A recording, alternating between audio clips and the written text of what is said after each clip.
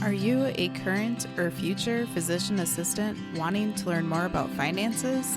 Then join me on this journey to become a PA the FI way. Hi, my name is Kat, and I'm a practicing certified physician assistant who will be your host. It took me 5 years after I started practicing medicine as a PA to thoroughly dive into my personal finances after I discovered the concept of financial independence. I want to use what I have learned to help you avoid some of the financial mistakes that I have made while sharing some of the financial wins that I have had along the way. Join me as we discuss financial strategies to guide you to becoming a physician assistant on the way to financial independence.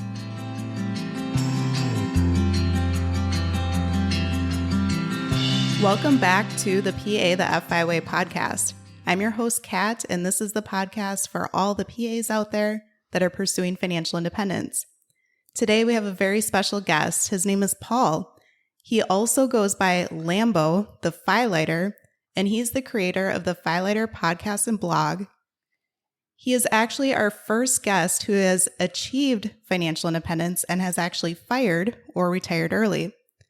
I'm so excited to have him share with us his 777, which will be the 7 biggest financial wins that he has had, the 7 biggest financial mistakes that he has had along the way, and 7 points of advice for millennials. Paul, would you please tell us how in the world did you get the nickname Lambo, and why do you go by Lambo the FIlightER? Wow, great, Kat. That's a great kickoff question. This one goes back quite a bit. Back when I was in public accounting, early in my career, we played in a city league football team, and the quarterback, I was the center, and the quarterback gave me the name Lambo. It was right about the time Sylvester Stallone was in the Rambo movie. Sure. And so Lambo was his take on Rambo, because I was kind of, you couldn't really make contact when you blocked on the line, but you got in front of people. So I was Lambo from then on, and that name kind of stuck over the years. So when I was coming up with the podcast name and Lambo the FIlightER just kind of rolled for me, so I went with it, and that has been my mantra. So, you can call me Paul, you can call me Lambo, whatever you want to call me. I will answer any question you ask today. And just want to thank you for having me here on your show today. Really enjoy what you're doing for all the millennials out there. I think you're not unique. You can share things that you're experiencing, and it will help everyone. So great job getting your podcast message out there. Thank you. I really appreciate it. Do you mind sharing a little bit more about the term FIlightER? Sure. FIlightER. Yeah, FIlightER is, over the years, I've consumed a lot of fire type information and books and websites and blogs. But for me, I kind of felt like my career was really rewarding and enjoyable. And some of the extreme early retirement type approaches really didn't resonate with me. But I did have a desire to be financially independent and, slightly early retire. So, I kind of came up with a name. I was sitting in a very long staff meeting once, and I started writing in the back of my notebook some potential names for my website.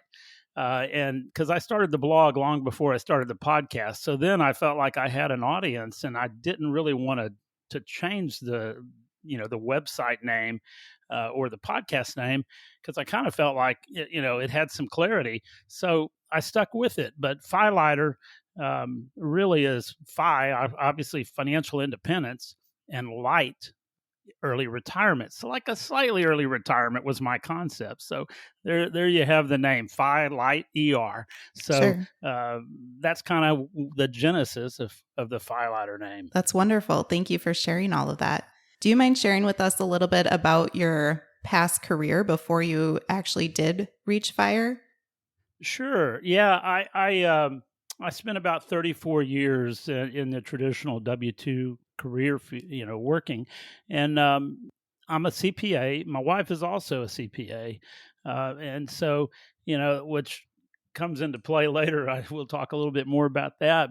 But most of my career I spent at two companies. I had a 12-year stint at a implantable medical device company.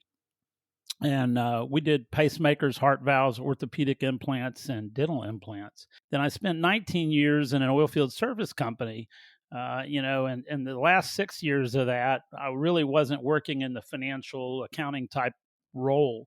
It was some of the best years of my career. Imagine that, getting to do something that's not what you started out doing. But also along the way, I started my career in public accounting, and I don't know if you listen to the Choose 5 podcast, but yeah, it's a wonderful Brad podcast. And his wife, very similar story.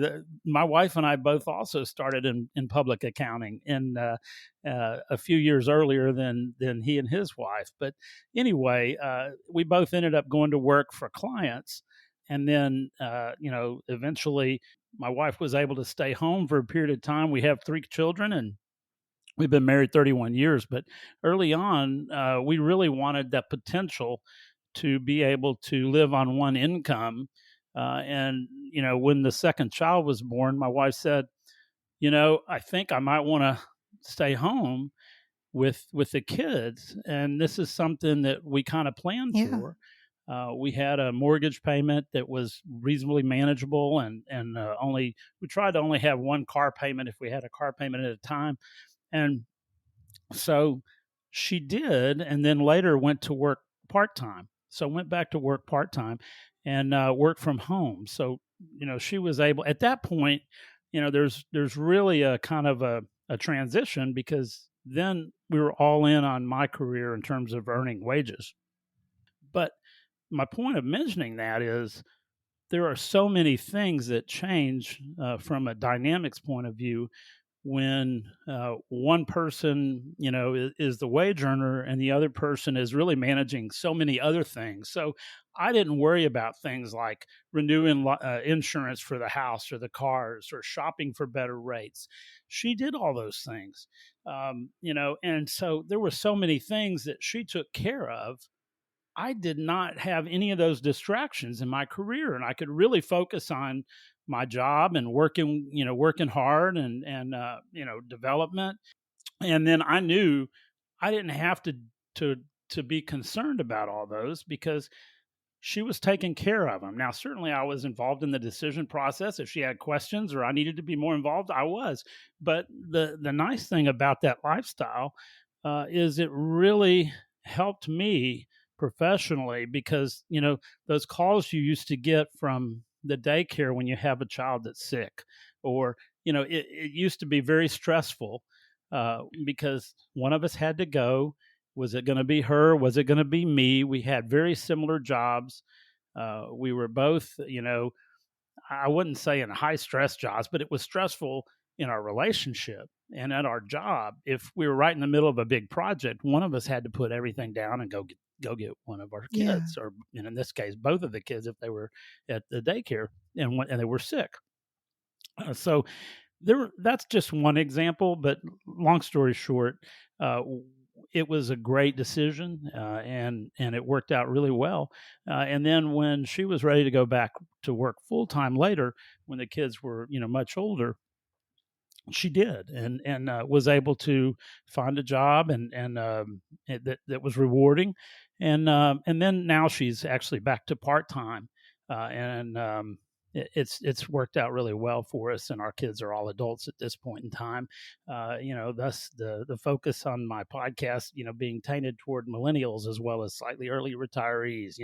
I've got kids that are all struggling with the same things that you talk about on your podcast. So it's kind of exciting to be able to share and give back a little to that group. But anyway, we're coming up on 1 year anniversary of the FIlightER podcast, and it's been a great journey so far.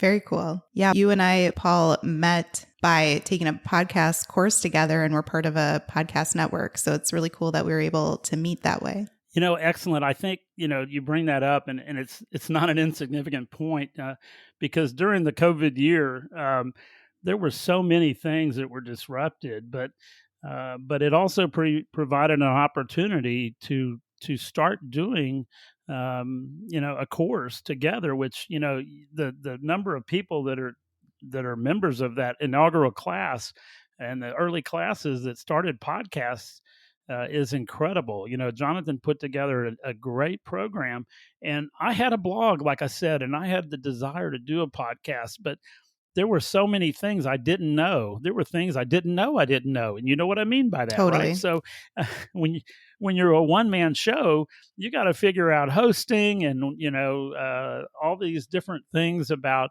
editing and software and equipment. And going through that course, it was like a crystal clear roadmap that anybody that had the desire to move forward had no excuse at that point. So it was kind of neat how there was a little bit of a group together that were moving through the process, and many of us launched podcasts all in the early fall time frame, or sometime in the fall of last year. And so I'm amazed at some of the great creativity and success that several of those students have enjoyed in their podcasts, because the topic range is the full gamut. You and I are kind of focused more on the financial independence side, but there's an excellent veterinary podcast.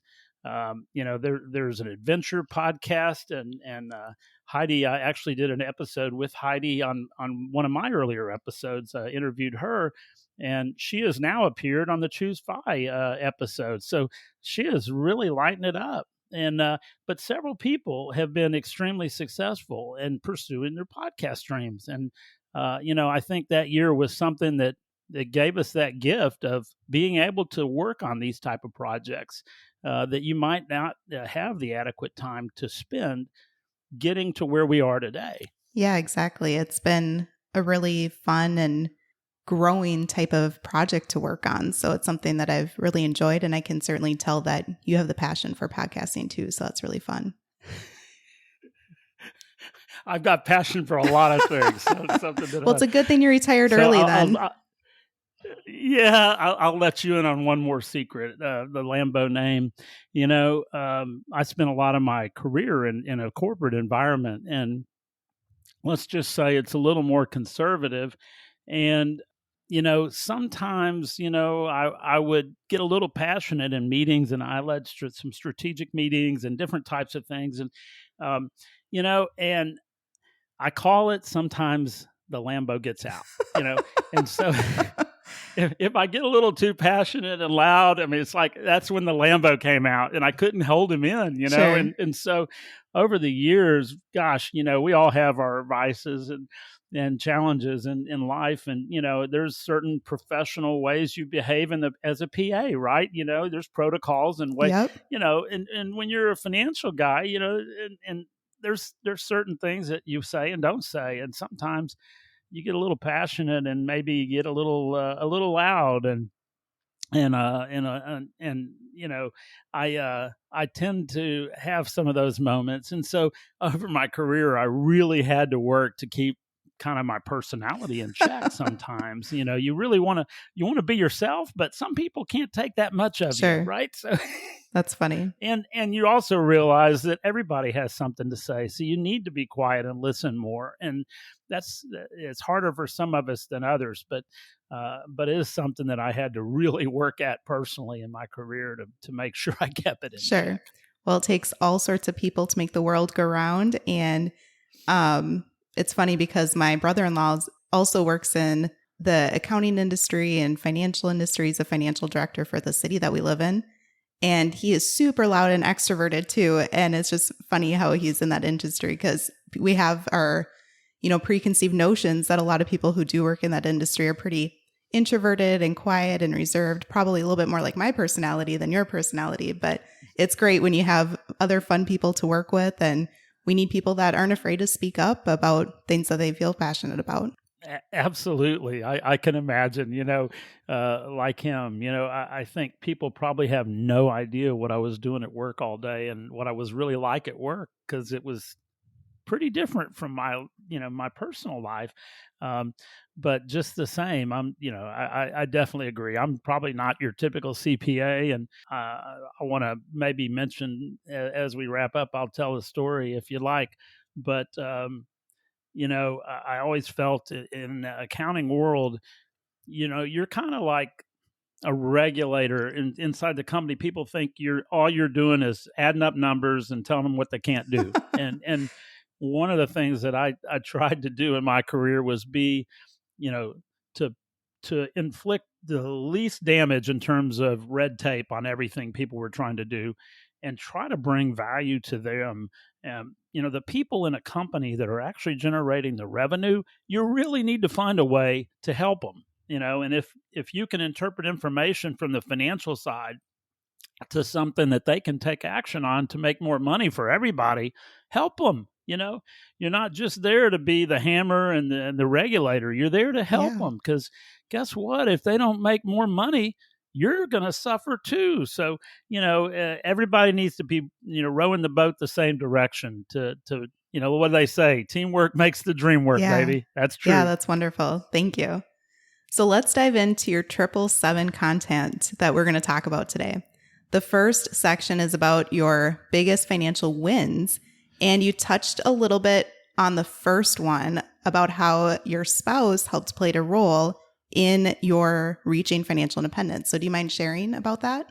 Sure, absolutely. And I looked at these and I kind of try to put them in order by, the most significant ones, at the top of the list. And there are a couple of them that are kind of, marginal, that one could be higher than the other. But I think one on the very top of the list is your spouse. And so who you have as a partner has a tremendous impact in how you can, pursue financial independence successfully. So, one of the things about my spouse, as I mentioned, she's also a CPA, but we grew up in a very similar way in terms of, a middle-class lifestyle. We enjoyed outdoor activities, and we're both very competitive. We worked in high school and college. We had side jobs, and we also both, began our professional lives independently, and had to figure out things like, rent apartments and signing leases and buying cars and, relationships at work and with other people. And, basically we kind of started our adult living, if you want to call it that. And went through all that process kind of independently of each other. But, a quick story on my wife. She had a boyfriend and I had a girlfriend in college. And one day we were both intramural sports officials for basketball. Okay. So one day we get scheduled to work together on a court. And she and I worked. So you have different levels of intramural basketball. You have like the group, Class A group and B group and whatever. And we were working a Class A court, which was the most competitive league. And she was an athlete. There is an athlete, I should say. And we have a 3-person team. One person does the scorebook and the clock, and the other 2 are on the floor. Well, usually you rotate, but she and I were on the court together, and we pretty much stayed on the court all 3 games that night. Wow. And there was a little chemistry, but long story short, that's how I met my wife. Sure. And we're both in accounting classes in a large university. And, I don't remember talking to her much in classes. But then a couple of years out of school, we went to a university happy hour function and, in a large metropolitan city area where we worked. And we reconnected. And so long story short, that's how my wife and I got together.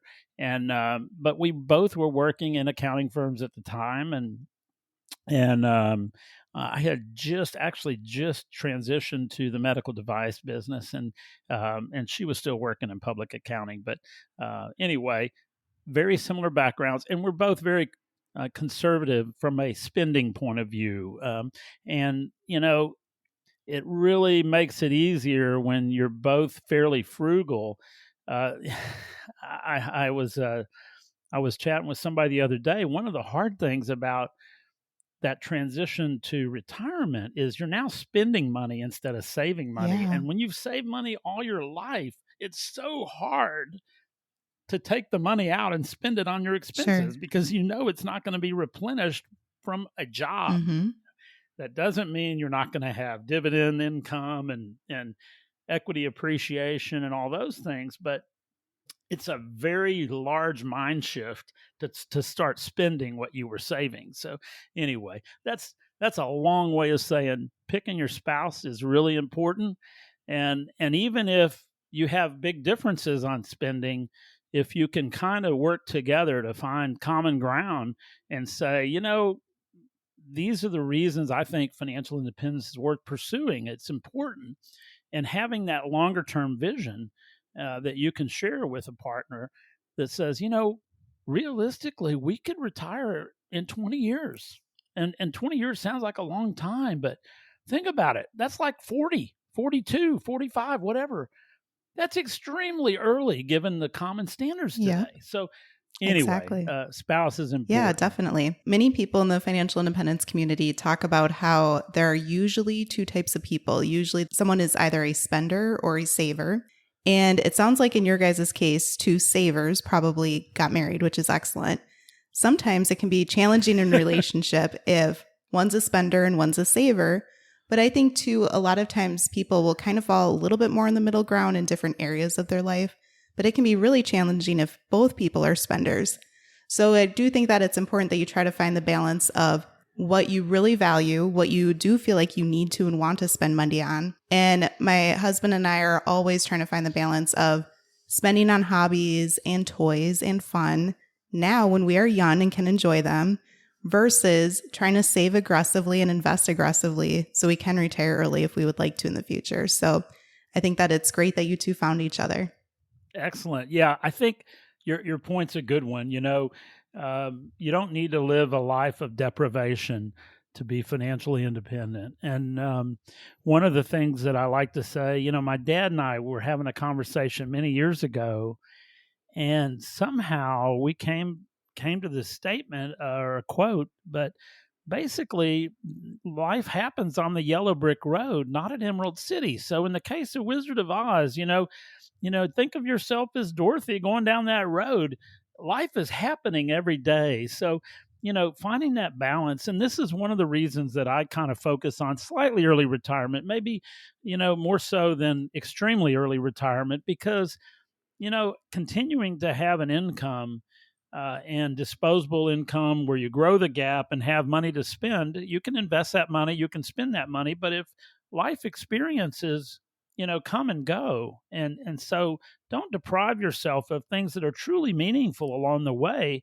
If it's a reasonable financial cost and you've got it in a budget, live your life, enjoy those times.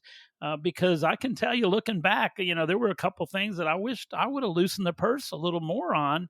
And it was probably more me than my wife, that had a harder time, letting go. But that's something that you really, I think it's a great point that you make. You kind of have to balance things and pick where you need to cut back, and the things you value, spend money on them. Definitely. There are things that we value and we spend on, and there are things that I've learned that we probably could cut cost on or do away with because their time has passed and we no longer get joy out of those type of things. Anyway, good point. Thanks, Paul. I appreciate that. And let's move on to your second biggest financial win, which was career choice. Yeah, as I mentioned, my wife and I are both CPAs. And, we went to work in the big 8 public accounting firms back when there were 8 of them. And my point here is we pick careers in accounting. And accounting is by no means the most lucrative job coming out of college, okay? But I can tell you it's a rock solid role and reasonable pay and compensation. And the other point that I think is equally important is not only that career choice, but also the fact that accounting and financial people are needed in basically any business that's out there, almost without an exception, you're going to have someone doing accounting or financial work. And by that, I mean, there's many, many aspects to accounting, whether it be, preparing financial statements or managing accounts payable or treasury or investments or working in a tax department, collecting from vendors or from customers, credit and collections, project accounting, there are so many areas in the field you can work in. And this may be true for PAs, in terms of different, whether you work at a hospital or a doctor's office or a home visiting organization. I bet you in your area, you've also picked a career that's very employable in different types of organizations. Yes, exactly. I was just going to say, it sounds like there's a lot of similarities in our roles where there probably will be a need for both CPAs and PAs for many years to come. And we do, as a profession, do love our lateral mobility, meaning that we can change specialties throughout our careers. So if you start in one area of medicine and you're like, oh, this isn't really for me, you can try a different area, which is wonderful. And it sounds like that's the case for CPAs too, that you're able to try different areas of accounting and see what works well for you. Yeah, that's exactly right. And also, while you were talking there, I was thinking one of my daughter's friend is an RN, and she's actually working in Colorado as a traveling nurse. Yep. And she's young and she's mobile, and she just stepped back and said, "Hey, where do I want to be?" And I think I want. And she's climbing all the 14,000-foot mountains in Colorado while she does, her That's nursing awesome. contract up there. And so it's one of many careers where, particularly in the medical area, where there's such a high demand right now, it's a great place to be. Yeah, definitely. There are locum tenens positions for PAs too all over the country. And I've heard of nurses doing this. I haven't heard of a PA technically do this yet, but some nurses will sometimes get an RV and travel around the country to different locum positions and live out of their RV as they work those positions. That's really cool. And then the next point, the third point of your financial wins, is your 401k participation and match. So do you mind sharing a little bit about that? Sure. I'm a numbers guy, right? I've got spreadsheets and those type of things. And one of the things that I think people maybe can't visualize in their mind is the impact of compounding and how investing over a long period consistently can really multiply over time. And so in my career, like many of others, 401ks were kind of new when I first started my job. Okay. And when I originally worked, I think you had to be there a year before you could contribute to the 401k. And then I went to another company after working 3 years in public accounting. And they had a sliding scale for matching based on the number of years you were there. But I initially started putting money into a 401k probably around 25-ish, something like that. And our company had a phenomenal match program. They would match dollar for dollar up to 6%. Nice. And then they would voluntarily contribute 2% Wow. for retirement. That's amazing. So if you put in 6%, they put in 8%. Wow. And so that's wonderful. Can you imagine more than doubling your money on day one? I mean, it was absolutely incredible. And so that was one of those things that I am very thankful that, number one, my employer had the plan, and number two, that I participated. And I put this in as a win because I truly feel like it's a major reason that we have assets in a nest egg that give us independence. But it's also one of those realities that, in my mind, there is absolutely no reason for someone that's 50 years old to not have well over $1 million in a 401k plan if they just participate and invest it more so in equities over that long horizon. And you hear many times, when you're not investing for a 10-year horizon, you're investing for your lifetime, right? Yeah. And so, if you put that money in and expose it to higher potential earnings, you will do extremely well. And one of my vices was I was probably not as aggressive in terms of leaving it in the full equity side, 100%, because well, I'm not going to use that money for years, right? 59 and a half is when you can start withdrawing that money without any kind of penalties. But I'm not going to need that money when I'm 59 and a half in a couple of years. So, even so now and I've certainly changed my allocation over the years and, wised up a little bit, but probably could have been a little more aggressive.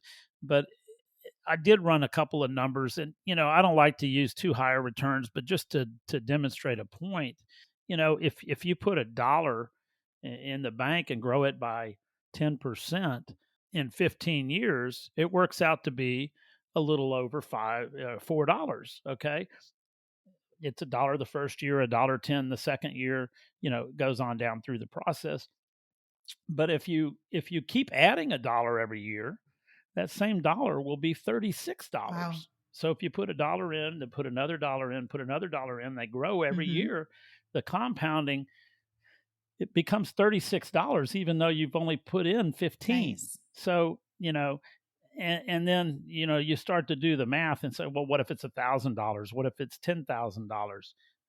That $10,000 a year is $360,000 in 15 years. Okay. So you take that and you start to play games with it a little bit. You as a PA, your compensation will probably go up over time. So as your compensation goes up, if you increase the amount of money you're investing, it will continue to build more momentum.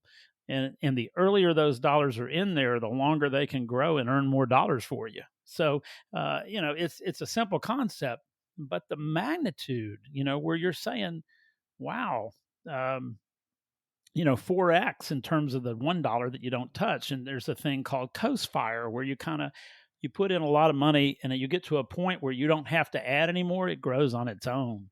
Or where the more typical situation where you're putting in money over time and in a 401k plan, and you're always adding, whether the market's up or the market's down, you're always adding to the nest egg.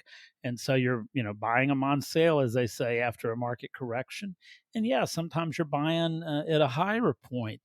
But in many books, including The Simple Path to Wealth, there's a great chart that has a long-term horizon of the stock market, and it always goes up and to the right. Yeah. Now, granted, back in the 30s, there was like a 10-year problem there where it was below and flat. But generally, in modern times, it's going to correct and it's going to keep going up. And if you believe that that's going to be the future, even though the history doesn't always get repeated exactly, it's a pretty good guide. And so knowing that you're spending money in the case of VTI at $232 or whatever it is today, will it be $220 tomorrow? It could. It could also be $240. Yeah. Definitely. So if you know that ultimately it's going to be $250 some point down the road, I'll be happy with the $230 purchase level. Certainly. But anyway, I do want to add one more point to that. I looked at the last 401k I had from the long employer. I worked there 19 years. 28% of the balance in that plan was from employer contributions. That's amazing. Let me say that again. 30% of those dollars they gave me. Wow. Okay. That's so awesome. So if that doesn't get the message across, participate in your 401k plan, particularly if you're getting matched. It's really critical. Definitely. Thanks for sharing all of that. And then the next point that you have under your financial win category is debt freedom. Do you mind sharing about that? Yeah, I'd be glad to. That is something that, there's a lot of talk and posts and comments where people talk about paying off your mortgage or, or investing. And, this is one that's probably a strong personal preference. But for me, I had a situation where my company was being bought, and I looked to my wife and I said, you know what, I think we ought to just pay the house off. We had saved some money, um, and that way, when I lose my job, because I was working in a corporate role, and let me just be real clear here: when one big company buys another big company, the corporate guys from the purchaser usually win. Okay, so I was expecting to lose my job, and at that point, I wanted to kind of bring down our fixed cost so that we would have a smaller burn rate, meaning, making, paying all our bills. And so if you take the mortgage out of that equation, that's a big check you don't have to write. And so, yeah, you could argue that, well, you can just pay that from savings over time. At that point, we just wanted to rest easy at night. And so we paid off the mortgage and became debt free. And I began to work on finding another job because I fully expected to lose my job. And I have this manila folder that I wrote in big letters, Plan B, on the front. And when we were moving from one house to another, some of my son's friends were helping us get stuff out of the attic and clean out the house. And he comes down and he says, well, what is this? He's walking down those pull down stairs from the attic. He said, what is this folder that says Plan B on it? I said, let me tell you something about Plan B. You always need to be thinking about Plan B if Plan A doesn't work out. And that was my folder with all the leads for other companies where I was going to look for another job. Sure. And so long story short, fortunately, I didn't end up leaving the company. I took a role at a couple levels lower in the organization, but it was a life decision for us because we had kids in middle school and high school and really didn't want to, pull them all out and move to a bigger city and pursue another job. So, it was a situation where I had a lot of goodwill in the company where I was working. I'd been there 7 years and had a lot of relationships. And so we decided that I'd stay there and end up taking a role at a different level. And it took me about 5 years to get back up to the executive level where I was when we were bought out. But, it all worked out. Everybody stayed here. They all grew up in the same town and graduated from, the same high school and have friends that they'll have the rest of their lives and experiences. It was worth every possible situation for us, financially and otherwise, to do exactly what we did. But you don't see it when you're in the moment. You see, I took a 25 or 30 or 35% pay cut. What it turned out to be, Sure. maybe larger, and so you can't do those things if you don't have a little cushion.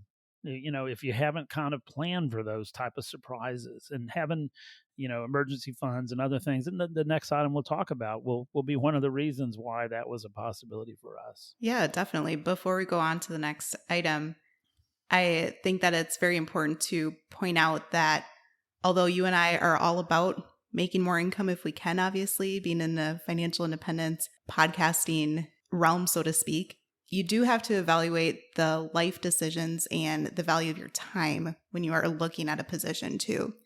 If a position sounds great, but you're going to be commuting an hour each way, then maybe it's not the best job for you because even though the pay is really good, you're missing out on time with your friends and family. So it's really important to not just look at the compensation number for the job that you are wanting to get, but also take into consideration all those other points. So thank you for sharing that. Yeah, absolutely. It's not all about one number. It's not all about the paycheck. It is about how it affects your entire life and the relationships around you. So excellent point. Definitely. And then the fifth financial win that you have had was cash options. Do you mind sharing what you mean by that? Yeah, I this is one point that I share a lot with my kids growing up is, having cash gives you options. Sure. And by that, I mean a lot of things. It's a positive thing or a negative surprise. if you, let's say you're in the potential market for a rental property. Well, if you don't have the money to purchase that rental property, you really don't have the means to execute on the plan to buy a rental property. And if you think it's something you're interested in, you've done the research and you know what's involved in being a landlord, and you have the cash set aside, you're in the driver's seat. When the right property comes up at the right price point and the right condition and the right location, as they say, then you can spring on that property. And so, on the upside, if you want a rental property and you have the cash set aside to make that purchase, whether you pay for it in full or finance it, you have the ability to do those things and take action. On the downside, having several cars in the family, and I can say it's only worse when you have 3 kids that are drivers and you have 5 vehicles in the fleet. Somebody's always going to need tires. Somebody's always going to have an air conditioner that breaks. There are going to be surprises. And if you walk through life thinking that those surprises will never happen, you're going to have a wake up call one day. And so having that cash set aside or emergency fund is really important, but also maybe a larger fund for opportunities. And this kind of works against some of the tenets of investing, because if you have that cash available, one train of thought is you need to have it in the market so it can grow. Well, it's hard to believe, but the market does go up and down, and sometimes it shrinks. Yeah. And so if you think you're going to buy a rental property and you've got $100,000 set aside to buy that rental property, you put it in the market, and we have COVID, and then the house you want to buy comes available, and that 100,000 is now only 70,000. Sure. And will that still make the transaction work? And maybe not. Maybe you have to shop for a different property. But my point is, you obviously don't want to put everything at risk, and realize that the equity market is truly risky. And if you've only been investing for the last 5 or 6 years, you think, okay, well, we know how COVID happened. That it bounced right back within 8-9 months. We're way over. And so that is not the kind of horizon that you have. I hate to say it, if you're a little more mature or older and you lived through the 87 one, and you lived through the .com crash, and you lived through Y2K, you lived through the flash market crash or whatever, and then you actually went through the financial crash, which was probably in most people's memory, and the opportunities that were created also, if you have that money on the sidelines. I hate to say this is against the word market timing, but you have an opportunity to put more into the market when that opportunity presents itself. So with less risk, because the chances of the market dropping another 30% are a lot less probably than the market recovering. Sure. That makes sense. And then the 6th win that you have had is living below your means. Do you mind sharing about that and how you'd advise that others do that? Yeah, absolutely. I mentioned how important it is to have the spouse that's on the same page and spending and things like that. But the biggest point here on living below your means is, as my income went up, we did not necessarily expand our lifestyle dramatically. Now, yeah, we might have done a few things along the way, but could I have had 2 BMWs in the driveway? Yeah. Could I have given my kids brand new cars when they turned 16 like some neighbors did? Yeah, I could have done that. That's not me. Yeah. That's not me. So as my pay began to go up, we lived in the same house for 20 years. It didn't change. It was plenty house for our needs. And I say plenty. It's 4 bedroom, 3 bath. that's a lot of Mm-hmm. house, so we had and I had a study in it. So yeah, we probably bought more house than we should have bought when the kids were little, but we also never moved to another house after Yeah. that. So we enjoyed the house and the environment we had. We didn't need a bigger status symbol, if you will, to say, hey, I'm successful, I got enough money to buy a bigger house. They have this concept called stealth wealth. Or if you read the books Millionaire Next Door, things like that, where one of the secrets is figuring out how to live below your means so that you can grow the gap. Mm-hmm. And if you make more than you spend, guess what? There's money left over. Yep. And so by living below your means, that fuel that's left over, that money that's left over, can be invested. It can grow. You can, if you decide to diversify into real estate, you can spend it on a rental property. But that's the critical ammunition you have to get to financial independence. And if you're spending everything you make, you're never going to build any financial assets. Without exception, there's probably. Yes, I have a large house, I have a mortgage, eventually I'll have it paid off and I'll have an asset. Well, that's true, but there's a lot of people who tell you that your house may not be a good investment. Sure. We sold our house for almost twice as much as we paid for it, but over 19 years, doubling your money, that's really not good. Yep. That's really not awesome. And guess what? All along the way, we're paying property taxes and replacing air conditioners, and it goes on and on. So it's something that we valued as a place to live for our family, but it was not an investment, And so, you could argue it was an investment, but it wasn't the greatest investment. It worked out like a typical real estate does work out. And unless you're in the pockets of the country that Tesla announced they're relocating to, you're probably not going to have crazy high real estate appreciation. So just something to think about. But living below your means provides the resources to build wealth. Yeah, that's wonderful. And going back to what you had said about stealth wealth, it's funny, people will say that they want to be a millionaire, but usually that means that they just want to spend $1 million. And it's really the opposite.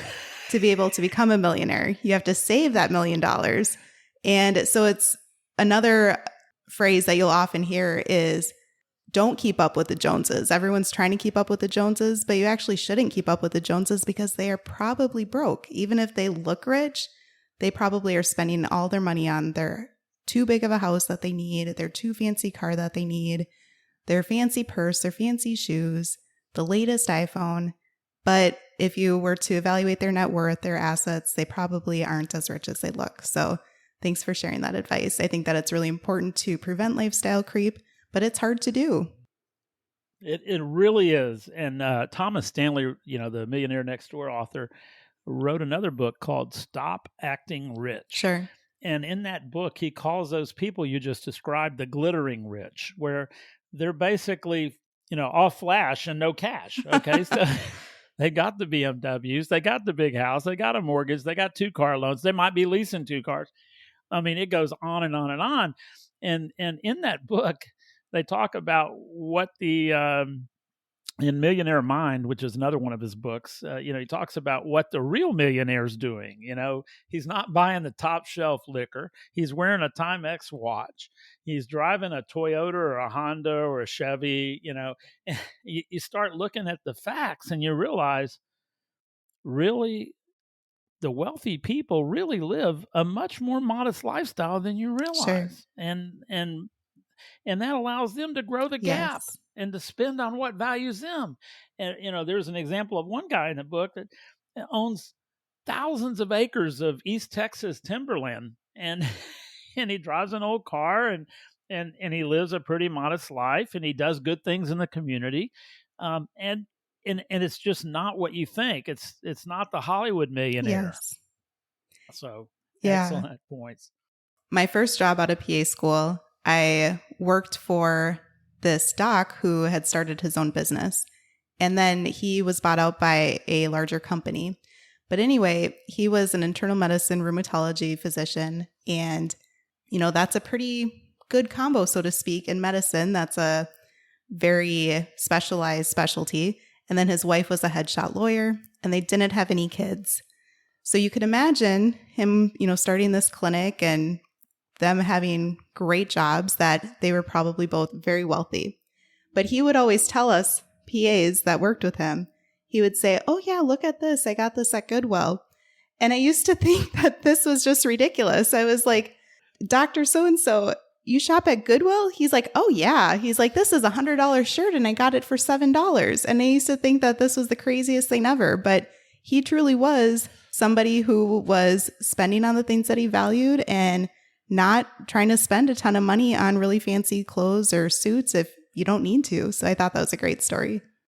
Yeah, absolutely. And I was looking around behind me here to see if I had my shoes in the room, but my wife and I recently went on a trip, a 2-week trip, the delayed 30th anniversary trip, because our anniversary happened in COVID year.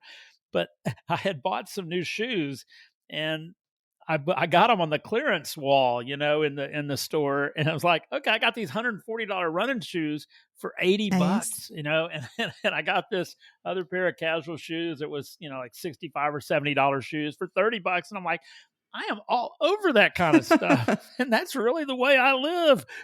And I could go on that one. Yeah, definitely.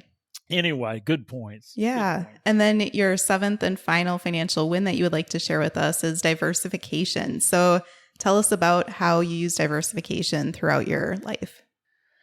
Well, this is something, obviously, investments come to mind when you talk about diversification. And by that, I mean within the investment category, maybe buying in different sectors. Or also buying, an allocation of stocks or bonds or real estate investment trust. But by having some diversification, you don't have as much exposure to a smaller, a concentrated risk. And one of the things that helped me was, for sure, in the case of 401k options, most of them are all, mutual funds or ETFs or things where you're going to be diversified within those investments in most cases. But the after-tax money, where, the innovation of online stock trading and, being able to buy a stock and pay a $7 commission or whatever the number was back then, compared to back in the early days when I started investing, and you'd call a broker and you'd buy a stock and it would be a $35 commission. Then when you wanted to sell it, it'd be $35. Well, if you can imagine, when you only have $1,000 to invest, $35 fee on the buy and sell transaction is pretty substantial. But, that's not how it is today. Most of the online brokerage houses are all no commission on ETFs and stocks. But having diversification helped a lot, because, any one area could go down, but it wouldn't affect the whole portfolio significantly. Because remember, good news is also out there, not just bad news. So if one stock dropped, another stock might go up and wipe out that loss.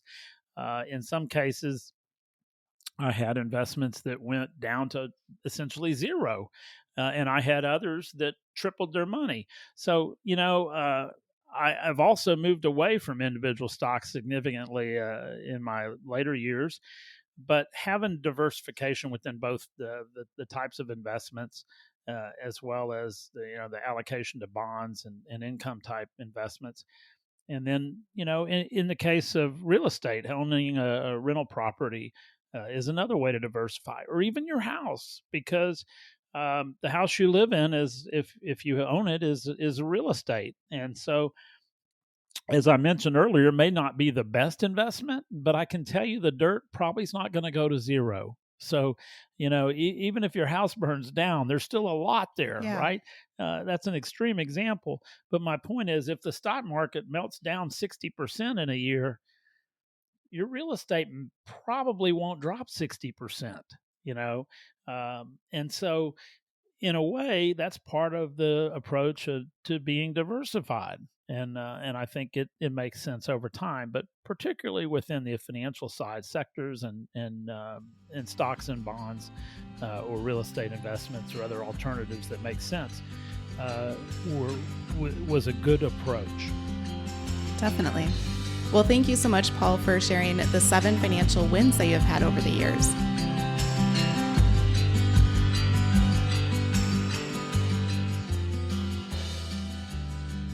Thank you for tuning in, and I hope that you decide to continue to join me along this journey of becoming a PA the FI way. Please take a moment to press the subscribe button on the platform that you are listening to this on, but more importantly, consider sharing with another current or future PA that could benefit from the information that we reviewed in this episode. Take care and have a great rest of your day. Until next time.